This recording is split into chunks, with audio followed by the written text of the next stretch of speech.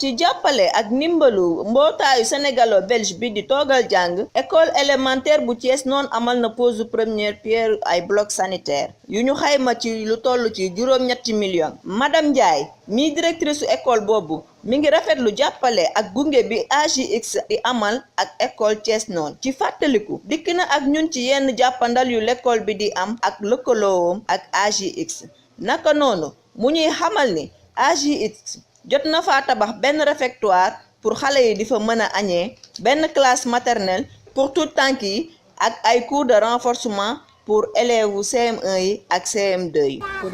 rappeler les bienfaits yi nga xamante ne bii association bi mu ngi koy def ak ñun ci wàllu taxawaay ak wàllu jàppale bu ñuy jàppale di leen wax ne tey ji ñu ngi fi tase pour def pose première pierre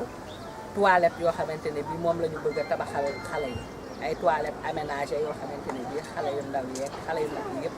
tout âge confondu dinañ ko mën a utiliser di rappeler rek ne yàgg nañu taxaw aussi yàgg nañ ñu jàppale parce que grâce à AJX Sénégal moo tax xale Thiès noonu mën a am cantine di añee fii ci école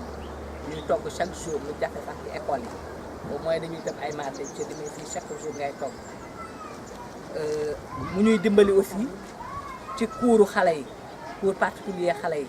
CM1 beeg CM2 bi yenn saa yi mu am xale yoo xamante ne bi ñoom lay jël en charge di leen dimbali ci cours particulier di ñu dimbali ci dotation ay livres di ñu dimbali ci leneen rek leneen tey jii mu ñëw vraiment pour indil ñu toilettes yi ñu koy rafetlu trop parce que aussi dafa ñëw au temps voulu vraiment soxla nañ ko ñuy ñaan yàlla nag ànd bi yàgg yàlla gën leen a dooleel gën a yokk mën-mën bi gën a yokk am-am je crois que parents d'élèves yi président CGE bi papa yi élèves ak seen yaay yi ñoom placé wu nañ pour xam loolu AJX ci école bi kon ma bàyyi leen ñoom ñu daal di sànni kàddu Sidi.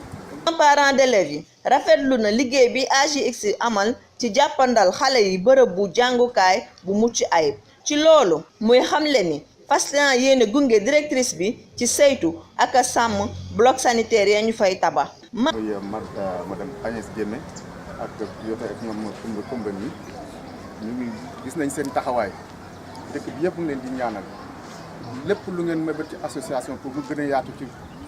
même en dehors du Sénégal ñu ngi leen koy ñaanal yal na leen ko yàlla defal parce que xam naa ne yéen volonté bi mi ngi fi te gis nañ ne yéen deseetalu ñu dara ñun ñoo leen desal au contraire de la population parce que depuis des années gis nañu ay actions yi ngeen fi mën ci école bi mu nekk action yu positif kon loolu vraiment bu ñu amee ñu koy defal te population ko waroon koo def te mënuñu koo def te ñu gis ñu koy defal kooku dañ leen di bàyyi ak yàlla te di leen ñaanal vraiment pour ngeen xam ne vraiment kontaan nañu ba fi kontaan am yem toujours ñu ci def nag yi ngeen fi samp tey bu soobee yàlla lépp loo gis rek am na suivi te incha allah suivi bi dina am comme ni cantine scolaire bi kii parce que cantine bi aussi ñu ngi ciy veillé mu am. Mame Koumba Ndiaye mi nga xam ne moo fa toogal AJX toogal jàng dellu si na ci li waral tabaxum bloc sanitaire yooyu di xamle ni fii ak école bi di ubbi dinañ amal joxe caabi yi l'architecte bi moom indi na ay leeral ci lu jëm ci tabax bi. bloc sanitaire bi c'était depuis notre première visite bi ñu fi ñëwee ak docteur Ndiaye donc def le tour de l'école si la ñu ciblé bibliothèque bi ciblé aussi la classe maternelle ak les blocs sanitaires mais il s'est trouvé que ni bon pour décrocher un financement c'est pas toujours facile ce qui fait que pratiquement pendant des années on était dans ça. Finalement, on a pu décrocher un financement pour le bloc sanitaire. Raison pour laquelle on s'est dit pour donc les urgences des ONG et tout, parce que dans 3 jours ou bien une semaine, c'est un délai. Quand tu ne parviens pas à faire quelque chose, donc le financement est destiné à d'autres associations plus engagées et plus rapides dans la procédure.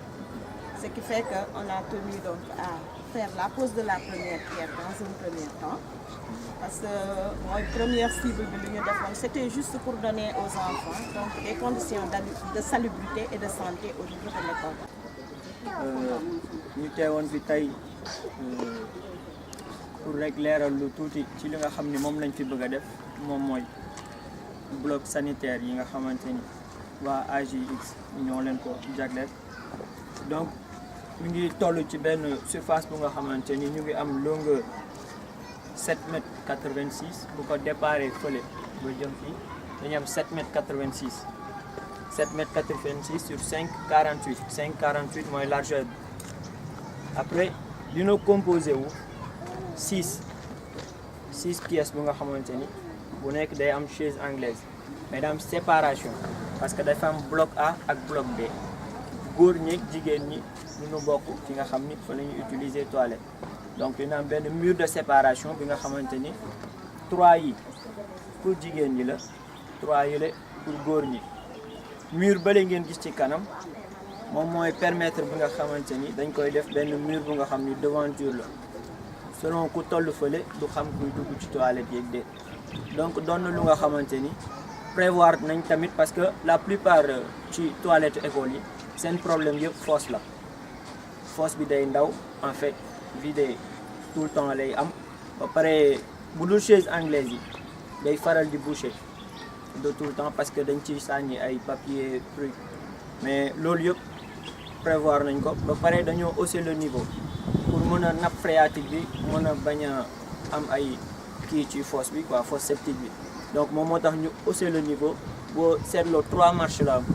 donc 0,75 lay nekk par rapport ak day am 3 marches bu nga xamante ni moom mooy niveau bi nga xamante ni moom mooy nekk ci kaw